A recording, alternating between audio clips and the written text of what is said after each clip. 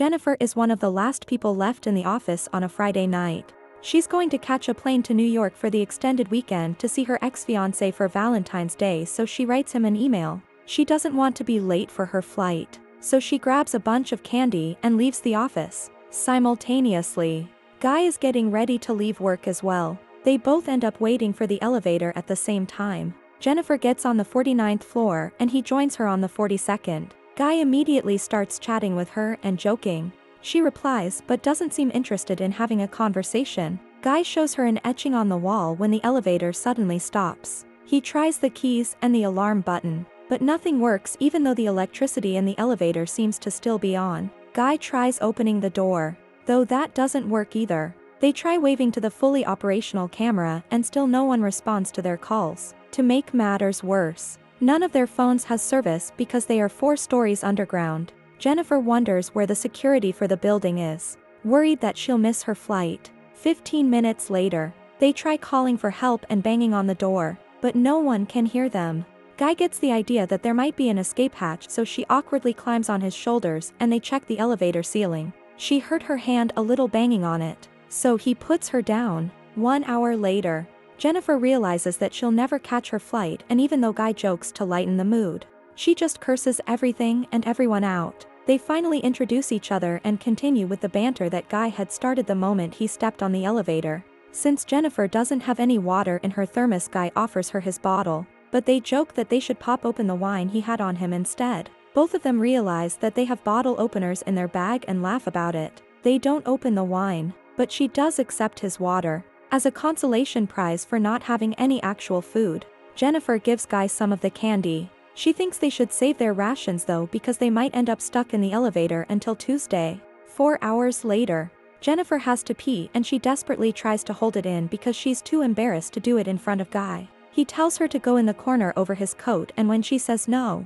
Guy suggests she relieves herself in her thermos. She makes him close his eyes and cover his ears. Guy also begins to sing and she finally pees. After that, she adds to the drawing on the elevator wall. Sometime later, they play a game and begin talking about more personal things. Guy tells her that he has no one that'll be looking for him because he's too obsessed with his job. Jennifer says she's the same. She tells him that she wanted to surprise someone in New York, but that he probably didn't even want her to come. Guy figures that it's about time that they open the wine and hands it to her. They drink to not being dead yet. Much later, they're keeping occupied by drawing each other and getting closer. Guy confesses that he'd actually seen her before in the office building. He just didn't share that because he didn't want to sound like a stalker and make her feel uncomfortable. She doesn't take it as bad as he thought she would. In fact, she laughs about it. They finish their drawings and show them to each other. Her portrait of him is more on the jokey side while his is more serious. Jennifer apologizes and takes a photo of the drawing, saying she'll make it her profile picture if they survive. Next, they talk about food, and since they're both hungry, she asks Guy to change the subject. He lists off different things and she chooses to talk about making love. Gets up and turns her camera on him, asking about the dirtiest place he's made love before. Guy's a little shy, so she shares her story first. Jennifer tells him a story about one of her ex-boyfriends in college and the time they slept together in a library. When it's Guy's turn, he still doesn't feel like sharing his story because he thinks he doesn't have an interesting one. Jennifer tells him to make up one. Guy tells a story about a hot girl that wanted to be with him during a work picnic. He says that they got drunk, got in the car, and she begins to undress while he's driving. Guy gets weird and uncomfortable again, telling Jennifer that he got aroused and he had to stop. He apologizes because he thinks he crossed a line, but she says that it's cool. Guy approaches her awkwardly and kisses her, then begins to undress her. They make love in the elevator. After, Guy tells her that he could fall in love with her, but she gets away from him. Jennifer tells him that she wants to get back together with her ex. That was the reason why she wanted to go to New York and surprise him, to patch things up and make everything better. Unlike Guy, she thinks that even though their encounter was fun, they should just keep it casual because what she has with her ex is real. Jennifer is honest with him about how she feels and what her previous relationship was like. Guy, on the other hand, thinks that they connected and that her ex doesn't deserve her. She gets mad because she clearly still loves him and tells Guy that when they get out of the elevator they'll just go back to their separate lives. Guy keeps insisting that they were meant to be together and he begins to cry because he feels alienated even though they're locked in a box together. Suddenly, something flips in him and Jennifer can feel it happen. Guy begins to tell her the truth about who he is. He lied to her about where he worked and about his name too. The man tells her that he didn't just notice her, but that he actually saw her every single day at work. He takes out his phone and shows Jennifer security photos he has on it of her, listing out the times and dates when it was. The guy even has a video of her getting into the elevator that night. Jennifer is afraid. He tells her that he's actually the building's security guard and gets angry when he explains that no one ever notices people like him. She didn't even recognize him even though he works at the front desk. He thinks that he knows her more than her ex and tells her that he planned everything that happened that night. The man takes out a key and unblocks the elevator. Jennifer can't believe what he did to her and says that she'll call the cops and that he'll rot in jail. He doesn't like that, so he grabs her and they begin to struggle, flailing her legs during the fight. Jennifer breaks the elevator key. They continue to fight and she knocks him out with her shoe. Jennifer is afraid that she killed him, so she approaches him to check when he suddenly jumps up and knocks her down. They both remain unconscious in the elevator. After a while, Jennifer wakes to find the man conscious already. She asks him why he did it. His reasoning is that he wanted to get her away from everything so that they could connect on a human level.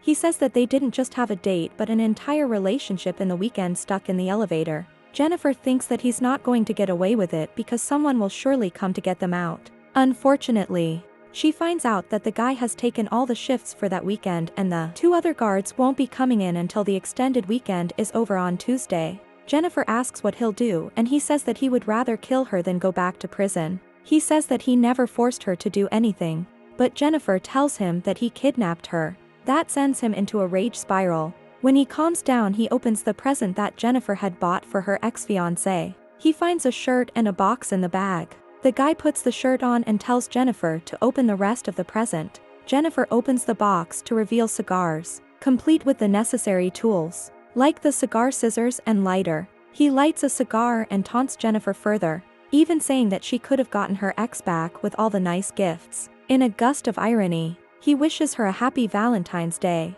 Sometime later, the guy apologizes to Jennifer for scaring her and asks her if they can reconcile. He asks for another chance and tells her that she doesn't have to answer right away, but to think about it. The guy comments on the travel ad that's playing in the elevator, saying that the people in the video look happy together. He tells Jennifer that he'll take her to the resort from the ad one day. He's bothered by the neon light in the elevator that isn't working, so he breaks it with Jennifer's thermos. The guy realizes that the light bulbs under the ceiling panels must get replaced sometime. He thinks that he can get that panel off and get out of the elevator thought there. As he breaks it open with the thermos, Jennifer stands up next to him. He asks Jennifer to give him a boost to get up there, promising that he'll come back for her. However, Jennifer thinks it would be easier if he gives her a boost because she doesn't have enough strength to do it. He doubts that she'll want to come back for him and she'll call the cops. Jennifer tells him everything that he wants to hear and convinces him to give her the boost. She gets on his shoulders and pulls out of the elevator. The guy tells her where the ladder and the door are. Happy that they finally managed to escape, Jennifer turns around and gives him the middle finger, pissing him off. As she climbs the ladder, he finds a way to get out of the elevator too. The guy binds 2 pieces of clothing together and throws them over the elevator beam. Jennifer is already moving towards the door as he starts climbing up. He tells her that she'd better run because now she's going to die. Jennifer gets close to the door when he already reaches the level she's on and follows her. She opens the door and screams for help. Then he suddenly grabs her and hurls both of them back in the elevator. They both fall unconscious. Jennifer wakes up first and sees the fire sprinklers, conceiving a new plan to get herself out. She tries to activate the fire alarms by lighting a cigar, but when she doesn't manage that, she starts a small fire. As the elevator fills with smoke, the guy wakes up and she punches him, breaking his nose. Jennifer succeeds in restraining him with a piece of clothing. He tells her that the fire alarm won't come on, but that they'll just get soaked and electrocuted. Jennifer threatens to seriously hurt him and makes him confess to everything that he's done to her. She turns her camera on and shoots herself explaining what she knows about what happened. Jennifer turns the camera on him and asks for his real name. He says he's called John Deakins. John confesses that he got them stuck in the elevator on purpose. He even etched the drawing on the wall. That Friday he used the key to stop the elevator while she wasn't looking. Jennifer makes him admit to trapping her in the elevator. John admits to trapping and kidnapping her. She keeps questioning him. So he confesses to the camera everything that he did to her. From hitting her head on the ground to throwing her against the wall. Jennifer asks why and John says that he just wanted a date with her. If he had asked her out normally, she would have turned him down. John tells her who he was before he became a security guard. He was an accountant that worked for a big firm and was a real hotshot. John tells her that the story about the girl in the car was true, but that it ended differently than what he implied. He ended up missing an exit and drove straight into a ravine. The car flipped 7 times until it was stopped by a tree. The girl was dead on impact. John got only 6 months in jail because he had the resources to keep himself out. When he got out, the only job he could get was as a security guard. After a few months, he wanted to be himself again and feel it for a little while. Jennifer still doesn't understand why he chose her. He says that it's because she's great. Monday arrives and they're still trapped. One of the other security guards, Eddie, takes his new girlfriend to the building to show her the roof. When they walk inside, he looks for John, and when he doesn't find him, he checks the security monitors. Eddie sees John and Jennifer are stuck in the elevator, waking them both up. Jennifer begs him to get them out of there. He tells her that he'll come down and get them out. While his girlfriend falls asleep on the couch, Eddie gets to the elevator and pulls the doors open with a crowbar. Jennifer wants to get out, but he tells her that he needs to open the doors completely first and moves away. Suddenly, John knocks her out. He tells Eddie that he's there and he gives John his keys. John tells him that it's not working and Eddie says he'll climb in to help them. He gets stuck in the elevator and sees that something has happened inside when John turns on the elevator and cuts him in half. He knocks Jennifer out again, then takes her to his car and puts her in the trunk. John goes back into the building and disposes of Eddie's body and his clothes. He cleans himself up and puts on his uniform, sliding a cigar into his pocket. When John gets to the front desk, he deletes all of the videos from the security cameras. Eddie's girlfriend wakes up and John kills her too, then drops her in the shaft as well. John gets to his car and takes Jennifer to a secluded location to dispose of her. He pours gasoline into a dumpster to prepare. Before he opens the trunk, John tells Jennifer that he still likes her and it's unfortunate they couldn't be together. Jennifer pretends that she's dead and when John goes over to the dumpster she hits him over the head, gets in the car, and starts driving. At one point she stops when she finds the lit cigar in the tray. Jennifer starts backing up the car and rams into a terrified John. She comes out and sees that he's in the dumpster. Jennifer relights the cigar and walks away. Then she flicks the lit bud into the dumpster, burning John alive.